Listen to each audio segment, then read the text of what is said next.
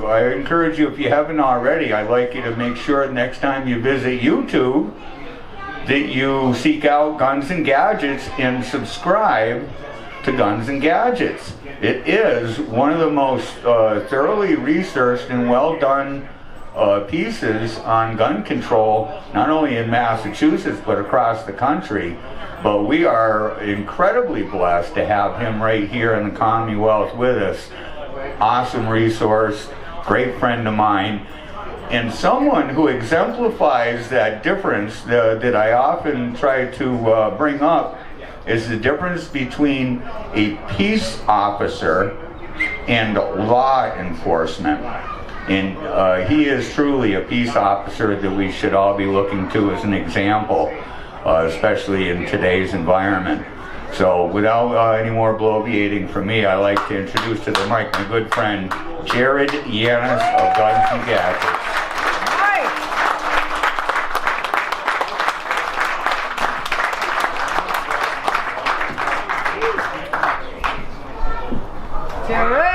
I don't know who the hell he's talking about. I'm just an average Joe. Thank you guys and gals for coming. I got some extra security today for some reasons that I didn't talk about with many people, but when you tell the truth, sometimes you piss people off. They like to threaten people, so don't mind my friends. Before I get going, I want to thank everybody. Dave, thank you for not giving in and kicking the can when we could have done it very easily. Thank you everybody who did show up. Thank you for the club for staying with this and showing the Americans in this Commonwealth that sometimes freedom means more than a flu. Thank you everybody. Before I get going, actually, while I was talking to some of you out here, I don't know if anybody knows a buddy of mine on YouTube, Such. He's kind of huge. I got a message that was forwarded to me from him. And there's a lot in this little meme that he put out that has a lot to do with what's going on right now. In 1933, Adolf Hitler appointed Hermann Göring Minister of the Interior. His first orders were to defund and eliminate the police departments so that they would not interfere with his brown shirts. The brown shirts' mission was to riot, burn, beat up, and kill citizens in an effort to sway the elections to ensure their National Socialist agenda. Ring a bell? Now, today's American socialist leaders want to defund and eliminate the police. Is history repeating itself? Wasn't planned, Buddy sent me that. I think it's perfect for today. So, I have written 4 different speeches for this event. Because so much has changed in the last 2 weeks. The version I'm going to say, I didn't finish writing until about 2:15 a.m. this morning. So if it doesn't flow well, I'm tired. But this needs to be said. So first off, if you do not know what Guns and Gadgets is, it started out as a YouTube channel where somebody had to tell the truth about what was going on. And I was lucky enough to have an inside source because I was in law and I could read law and I knew what it meant and I could see the hidden agenda within stuff that Capitol Hill or even Beacon Hill pass. So I started reporting on stuff, and slowly the channel's grown to a point where I never even thought it would be. We're over 250,000 subscribers, 36 million views. It's humbling. It's absolutely humbling. And I thank you for it. Because of you, I get to do what I truly love doing. So again, thank you all for having me. If you have, before I forget, I know they're doing a gun raffle, but right to the left of that firearm are some limited edition Guns and Gadgets stickers that I won't even charge you for. They're free to take them. Alright, so in addition to my channel, I get some perks. I get to play with a lot of cool guns and gear and stuff like that, but I also get to meet a lot of people around the nation, just like me, just red-blooded Americans who love freedom. My channel prides itself on alerting we the people of what government tries and doing it with integrity. There are a lot of people out there that like to bring on ire or divide people just to get ratings and stuff like that. I don't have time for that. I really don't, because there's too many infringements to look up. Yeah. We now live in a time where politicians legislate based on crowd chants and signs held at protests and riots. Our elected officials no longer care about what their constituents want. but what leads them to a victory in the next election, the next paycheck. Congress members are more concerned with photo ops than honoring their oaths by protecting and defending the United States Constitution and our way of life. As I go through this, I'm shifting because my back is on fire, so sorry. Activists now lead these politicians around by a leash, telling them what to do, what to say, and what bills to submit. They often ensure their demands are followed by using the power of the almighty dollar, and it's been very successful. Michael Bloomberg and George Soros hate me, but they spend millions of dollars of their own money to carry out a dangerous agenda. Their narrative is one of a new world order. I'm sure you've heard of that. This is where big government gets to tell their subjects what they can and cannot do and how to do it, among others. Pressure has mounted on the shoulders of selectmen, city councilors, mayors, and governors, to where some of them now feel free to blatantly violate our rights without remorse. Excuses are given for violating the right to assemble, the right to free speech, the right to pursue happiness by working, running your own business, and earning a living. And yes, even the right to keep and bear arms, as you heard today. Citizens in several states even had to sue their governors and attorneys general in federal court to force them to remove these illegal executive orders.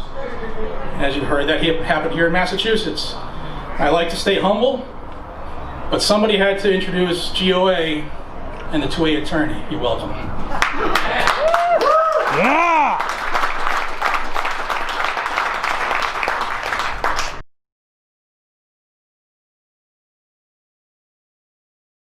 For starters, it has helped to fracture our very way of life.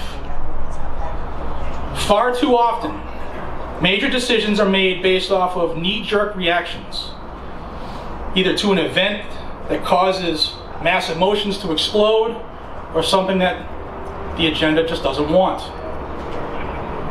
I'm not only talking about the last 3 weeks. The school shootings, Republican baseball games ring a bell? Yeah. Haven't had a school shooting since they closed the schools, right? Mm-hmm. But they still want to take the guns. Right, exactly, right? Seriously? Yeah. They're thinking of new things. Good point. Why our society has evolved into this is amazing.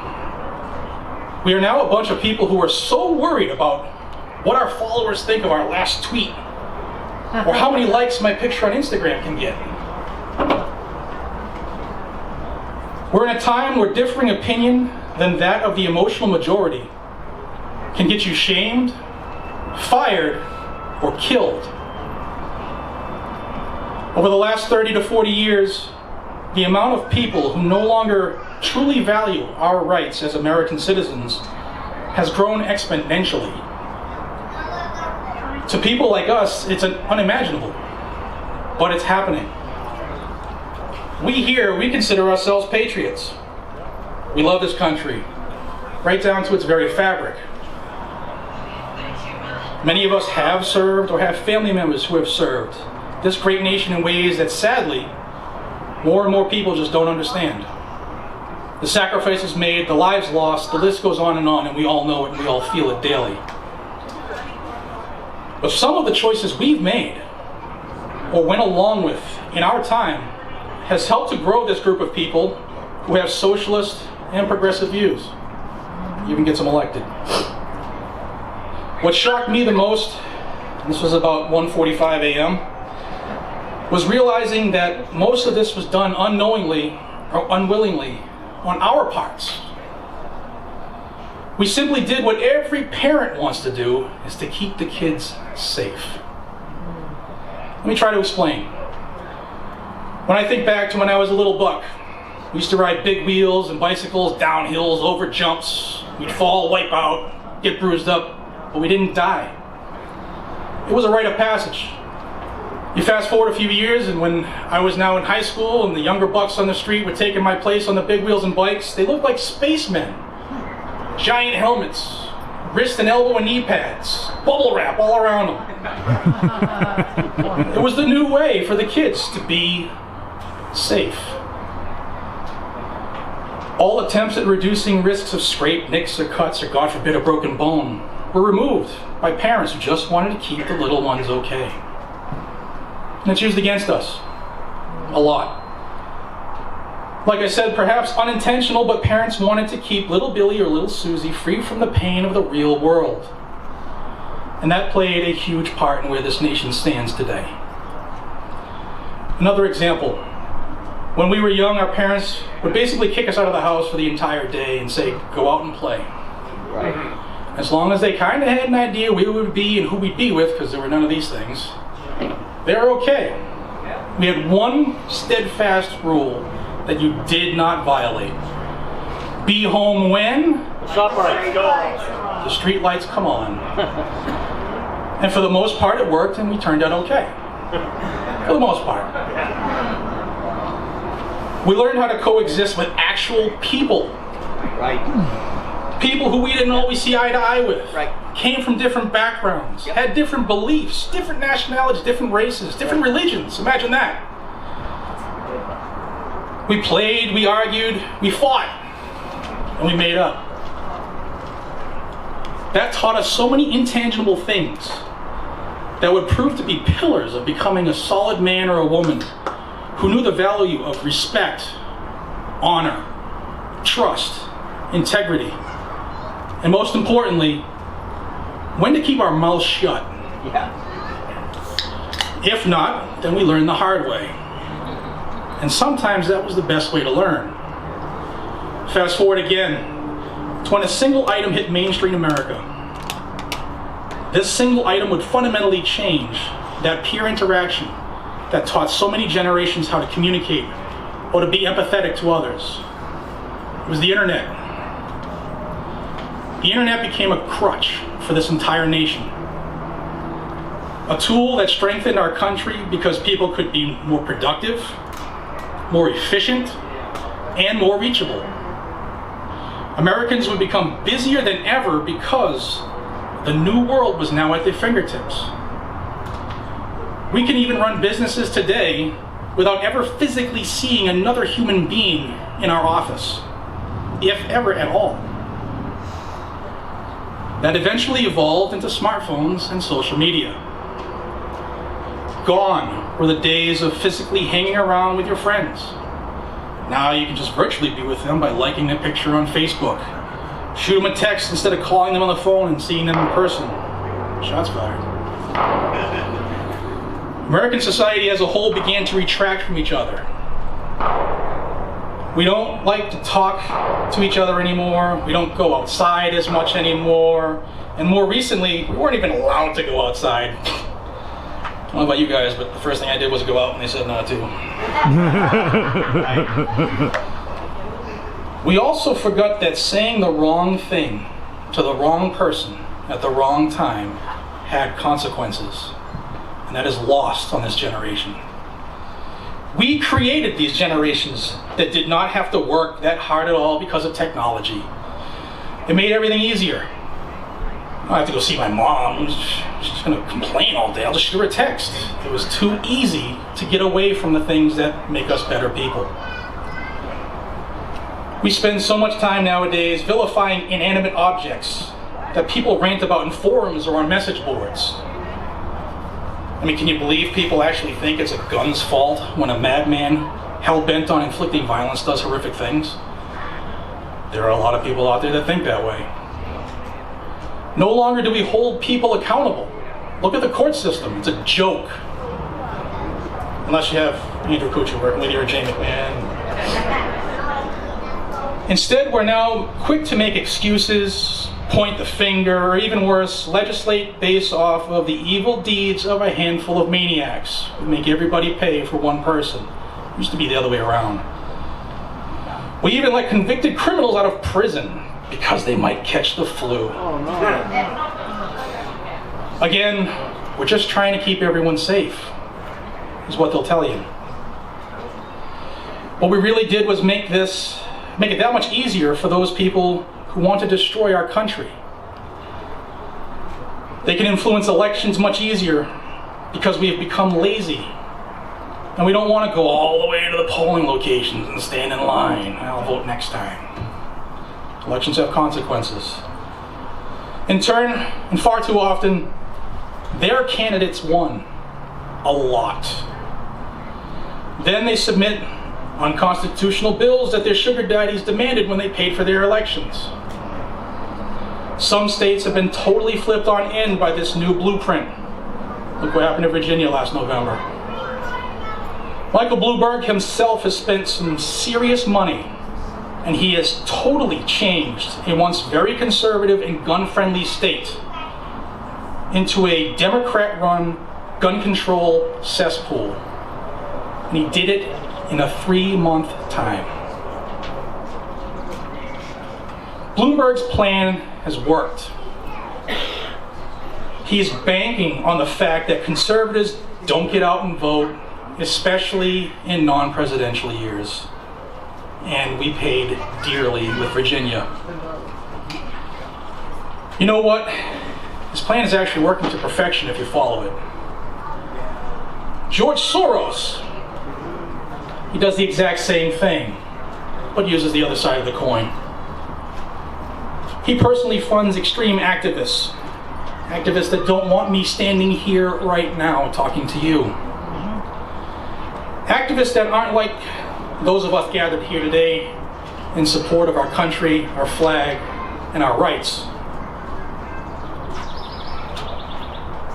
No, his activists are bust around the nation to cause terror, to burn buildings and destroy communities. I think I just read you that, right, from 1933. Don't forget Soros, if you don't know, he turned on his own people in World War II. Nazi. They looked to intimidate people and make them fear coming outside. And make them not want to go out and vote. And it works. It really does work. Look around lately. Can you think of areas where this is working? I can think of an entire state. It used to be called Minnesota. It started in Minneapolis. Nightmare. How can we peacefully stop this speeding locomotive that is laser focused on absolute power? Well, first let me say that we still can't stop them. Believe me when I tell you we can. Peacefully first. There is still time, but that time is running out. Michael Bloomberg has set personal targets. If I can get this paper to come across, good thing I remember part of it. And those are up this year. Those are his dominoes to fall, and we'll talk about that here. We have to absolutely get out and vote. We have to vote for candidates like Jay McMahon. This man stepped up to fight to replace Maura Healey, the belly of the beast. He's still fighting to serve us. He put himself out for us. And it is our duty as freedom-loving Americans to support candidates like Jay, who aren't doing it for financial gain. Because I guarantee you, as an attorney, he makes more than he will working in Boston. He's doing it because he loves the flag. He loves the nation. He loves what his family served to protect. We need to get motivated, because we're not. We're the silent majority, and it's kicking us in the ass. We have to get our friends and our neighbors and our family out to vote. Many of them have given up. I'm sure you've heard it. How many times you hear say, I don't vote anymore, it doesn't make a difference. They don't pick my person anyway, they don't listen. People start to believe that now. We have to motivate them, because this year, this November, could be our last shot. This November 2020, the presidency is up for grabs. This November, every single seat in the United States House of Representatives is up for election. All 435 of them. Nancy Pelosi's wrinkly ass included.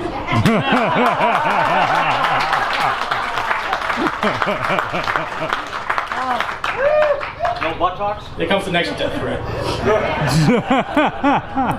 This November, 35 seats in the United States Senate are up for election. That's over a third of the U.S. Senate.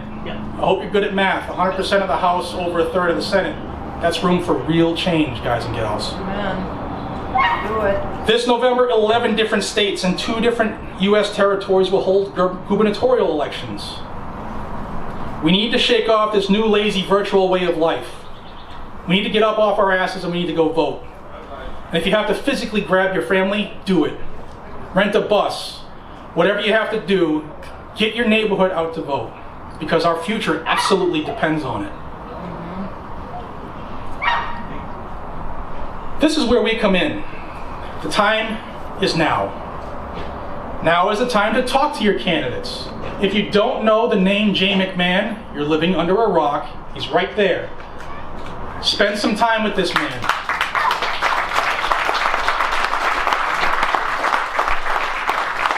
This is where you get to ask those questions that you always wonder about. Do these politicians really care?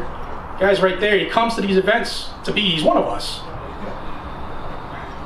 This is the time you start calling your representatives. And I know it can sound intimidating, but you know what? Their blood pumps through their veins just like you and I. In fact, they are our employees.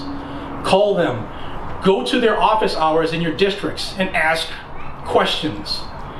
If you're a gun lover, ask them this, no matter what they say, if they're for the Second Amendment or not. Ask them, were you one of the 95% that voted for bump stocks? And watch them squirm. And that's how you know how you should vote. Ask them if they want to ban things like firearms, because it's on their agenda. One thing, as a side note, I like to tell my, not really friends, but my officials that serve my area are kind of gun friendly, considering it's Massachusetts. And what I tell them is, I know you're outnumbered when bills get to the floor. I know it. But I'd have more respect for you if you went down swinging instead of going down looking. Hey.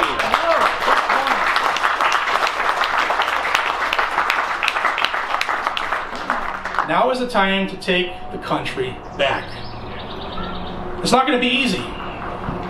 Not at all. Michael Bloomberg and his groups, Every Town for Gun Safety and Moms Demand Action.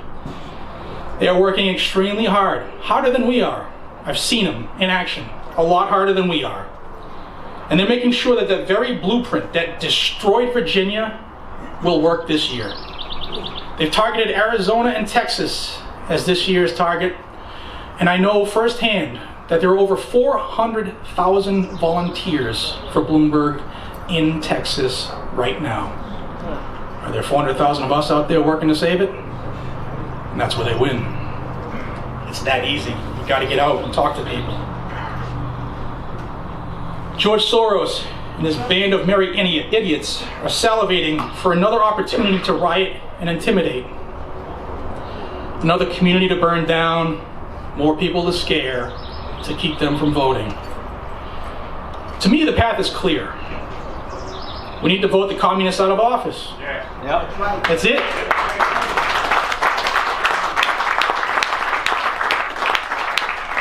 They need to hear the voices of the very American citizens that they have chosen to ignore for far too long.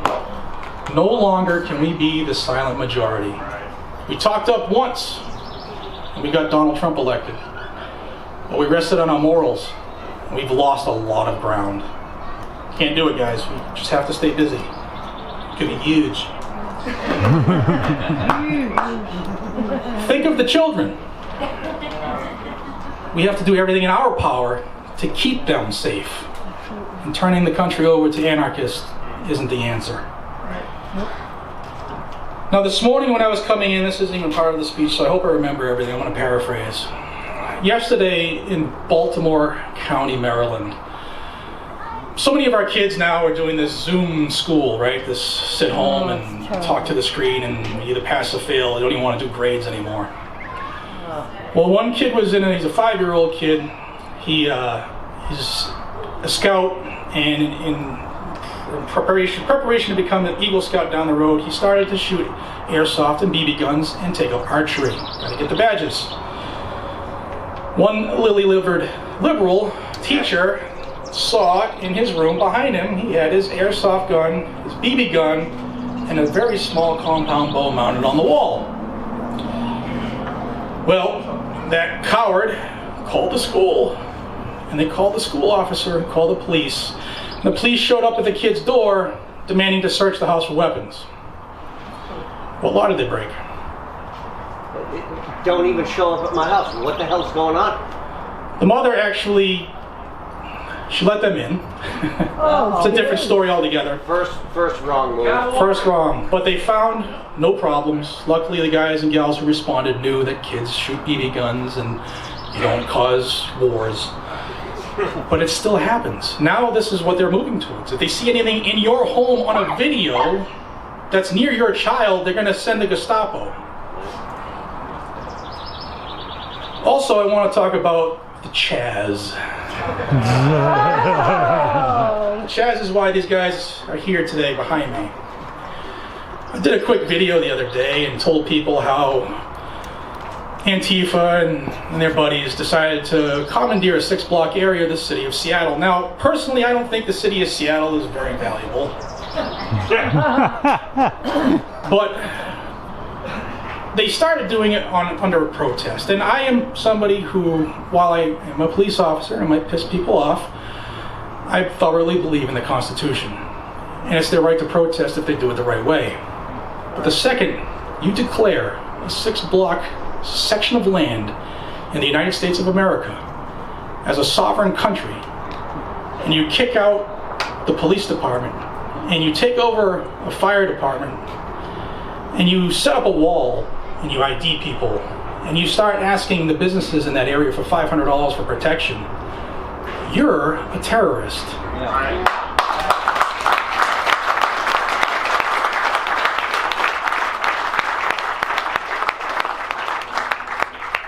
That has led to the unfortunate threat here today, because I pissed off a lot of people with that video, but I don't care.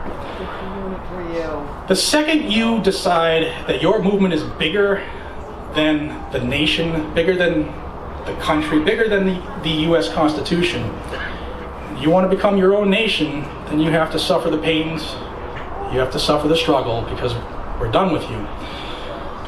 So they're now putting out lists of demands. They have demands like rent control throughout Seattle, or we'll stay here and piss all over the streets.